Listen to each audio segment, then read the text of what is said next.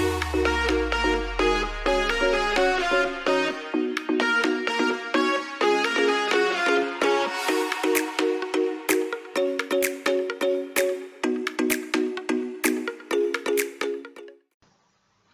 les artistes, on se retrouve aujourd'hui pour une vidéo spéciale concernant les couleurs. Alors, il y a beaucoup de choses à dire, donc vous allez m'entendre beaucoup parler. On va commencer avec les couleurs primaires. Donc, ce que vous voyez ici à l'écran, c'est un cercle chromatique dans lequel les couleurs primaires ont été mises en avant. Le jaune, le rouge et le bleu. Nous allons voir qu'il y a des petites subtilités par rapport à ça, puisque depuis le Moyen-Âge, on sait qu'en mélangeant trois pigments de base, le jaune, le rouge et le bleu, nous allons pouvoir obtenir toute une série de couleurs. Et cette première série de couleurs, ce sont les couleurs secondaires. En mélangeant le jaune, le bleu en quantités égales, vous obtiendrez du vert, tandis qu'en mélangeant du jaune, du rouge en quantité égale, vous obtiendrez un orange, et du rouge avec du bleu, ça vous donnera du violet ou du mauve. Bien entendu, ces mélanges doivent se faire de part et d'autre avec jaune et rouge, par exemple, en quantité égale pour obtenir votre couleur secondaire orange de base. Après, ensuite, en variant cette quantité de couleurs primaires entre elles pour obtenir votre secondaire, vous allez obtenir votre couleur tertiaire ou vos couleurs tertiaires. Ce qui va vraiment donner naissance à une multitude de couleurs. Vous allez donc, en mettant un petit peu plus de jaune par exemple dans votre mélange orange qui est donc une secondaire, avoir un orange beaucoup plus lumineux qui tire vers du jaune. A contrario, si vous utilisez un orange donc de couleur secondaire dans lequel vous allez inclure un peu plus de couleur primaire de rouge, vous allez obtenir un orangé plus rougeâtre.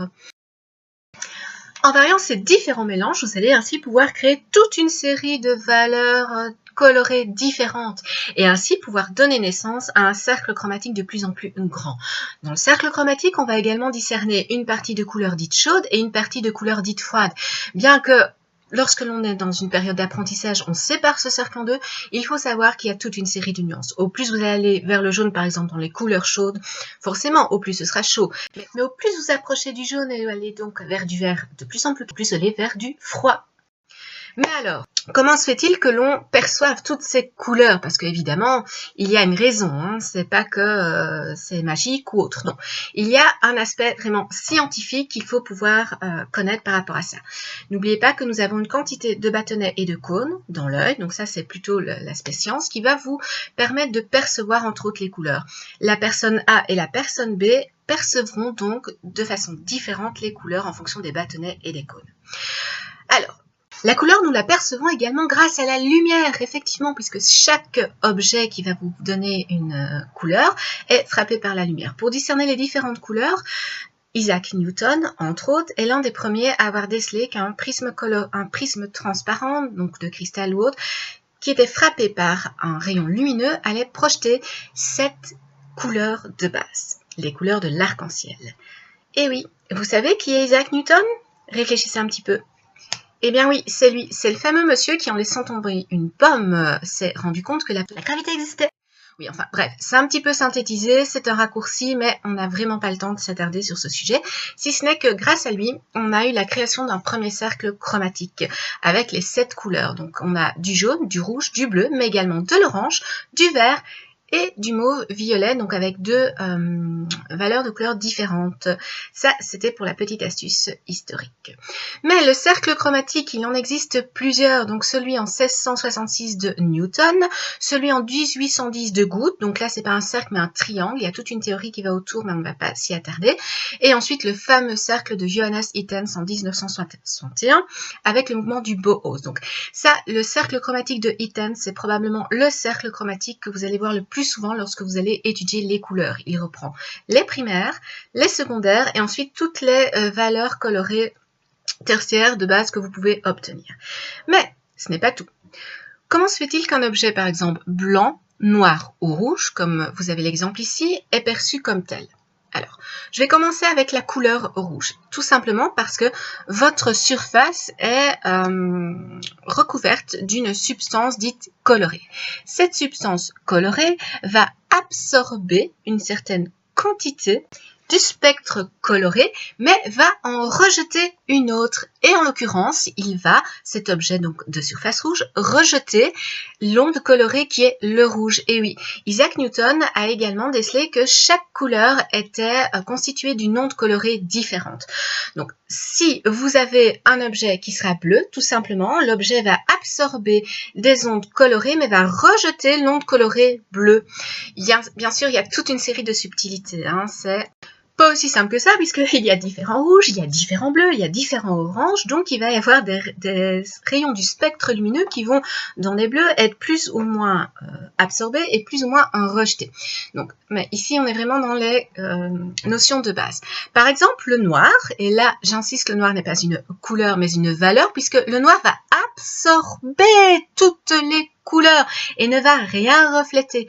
A contrario, le blanche, qui n'est pas non plus une couleur, mais une notion d'intensité de lumière, va quant à lui rejeter tout le spectre coloré, toutes les couleurs vont nous donner le blanc, en tout cas dans la substance colorée. On n'est pas encore dans le mélange pigmentaire, hein. Faites attention. Ici, c'est vraiment pour vous expliquer comment on perçoit les couleurs qui nous entourent. On n'est pas encore dans le mélange des couleurs.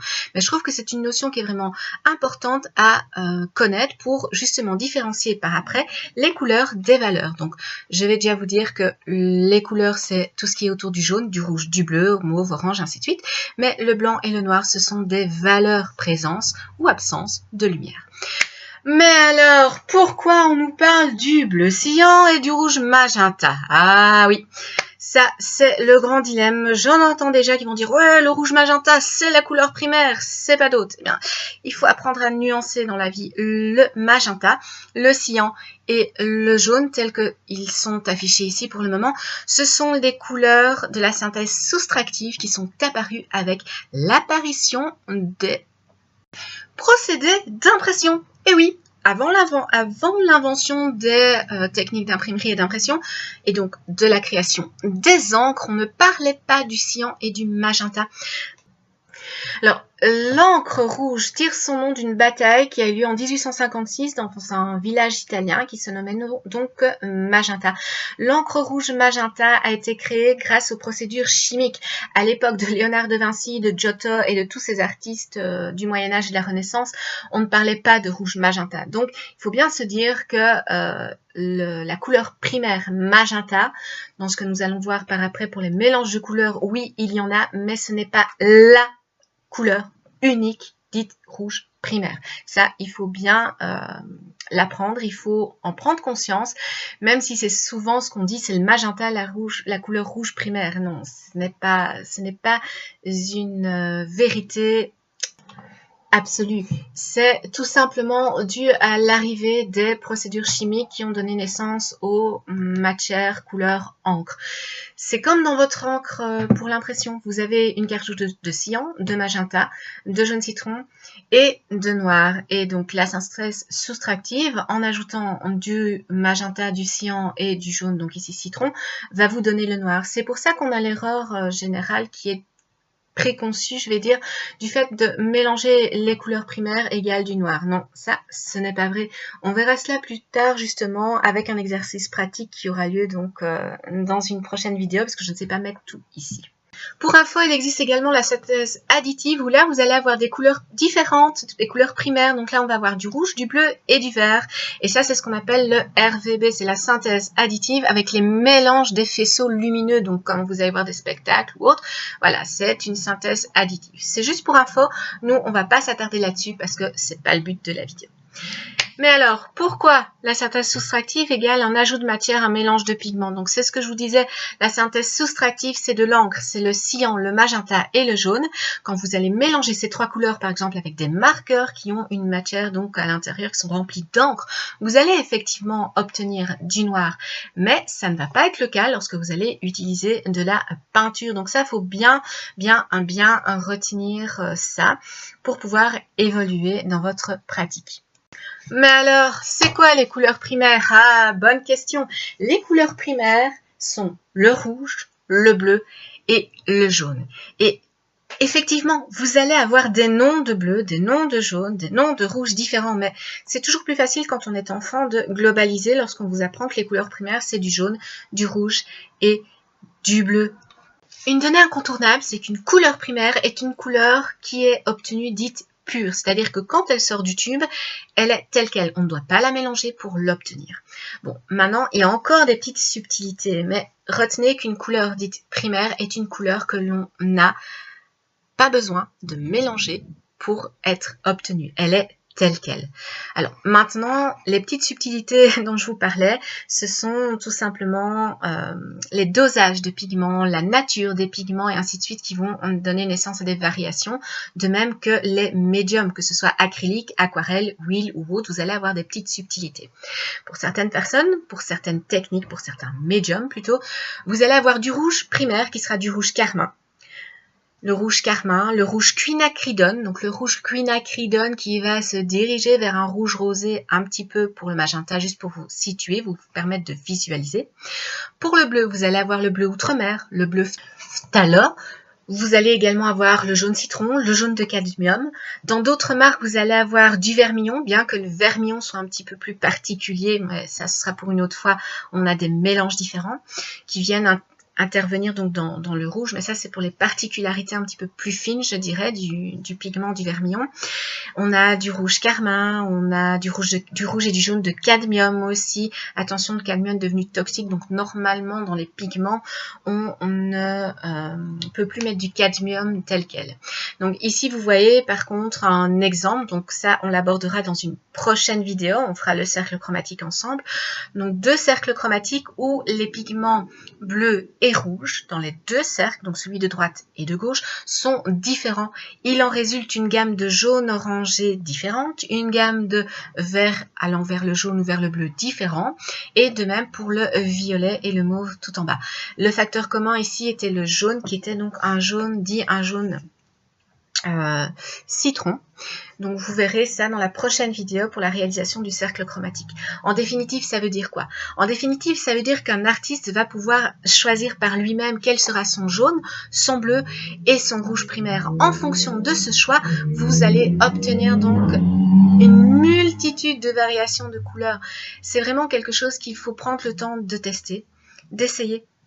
C'est ce qui va vous permettre d'appréhender les différentes subtilités. Alors, n'hésitez pas à réaliser des cercles chromatiques une fois avec vos aquarelles favorites, une fois avec vos acryliques, une fois avec vos gouaches et ainsi de suite. Notez le nom des couleurs, le nom des pigments, renseignez-vous, faites des recherches dans des bouquins, sur internet. Allez aussi demander également aux commerçants dans les différentes boutiques de beaux-arts, ça va également vous aider. Mais constituez-vous votre propre palette de couleurs primaires. Oubliez que le rouge primaire est le magenta. C'est la seule chose à se rendre compte au final. Oubliez que le bleu primaire, l'unique bleu primaire est le bleu cyan. C'est faux. Vous avez plein de nuances. Vous pouvez utiliser du bleu outre-mer aussi en couleur primaire. Vous pouvez utiliser du rouge scarlett, du rouge de cadmium foncé, du jaune cadmium, du jaune, que ce soit cadmium foncé ou clair d'ailleurs. Voilà, il y a plein de choses à tester, à essayer. Alors vous allez me dire, oui, et le blanc et le noir. Alors le blanc et le noir, on ne va pas en parler pour le moment. Sachez simplement que, contrairement à tout ce qu'on vous a dit, les 3 couleurs primaires mélangées ensemble en peinture, donc aquarelle, acrylique, peinture à l'huile, les couleurs donc pigmentaires ne vous donneront pas du noir, mais du gris. Je vais vous laisser donc pour cette enfin assez grande et lourde vidéo, dans le sens où je vous ai donné beaucoup d'informations historiques, scientifiques, pratico-pratiques et ainsi de suite. Le temps que vous digérez tout ça, que vous en preniez conscience, que vous essayez, que vous testez. N'oubliez pas de vous abonner, puisque suite à l'apparition de cette vidéo, viendra la prochaine. Donc là, vous avez eu le petit aperçu avec la création de cercles chromatiques. On va tester ensemble donc différentes peintures de couleurs aquarelles, de marques différentes, mais avec des noms différents, c'est-à-dire des jaunes. Donc le jaune sera différent sur 2 feuilles, de même que les bleus et les rouges. On se retrouve donc bientôt. Abonnez-vous. Cliquez sur la petite sonnette, sur le petit pouce j'aime, ça fait toujours plaisir. Je suis ouverte, bien entendu, à tous vos commentaires. Je vous rappelle qu'ils ne seront pas parus, mais je les recevrai, je les lirai. J'essaierai d'y répondre autant que possible. Mais voilà, vous allez trouver des différentes infos sur le web. Voici les infos que moi je transmets à mes élèves. Il y a plein de subtilités en fonction des pigments aussi, mais ça c'est encore quelque chose d'encore plus poussé. Donc voilà pour les bases qui me semblent essentielles, les bases à connaître, les bases dont il faut tout simplement se rendre compte. Avancer, évoluer, pratiquer et bonne création. Au revoir!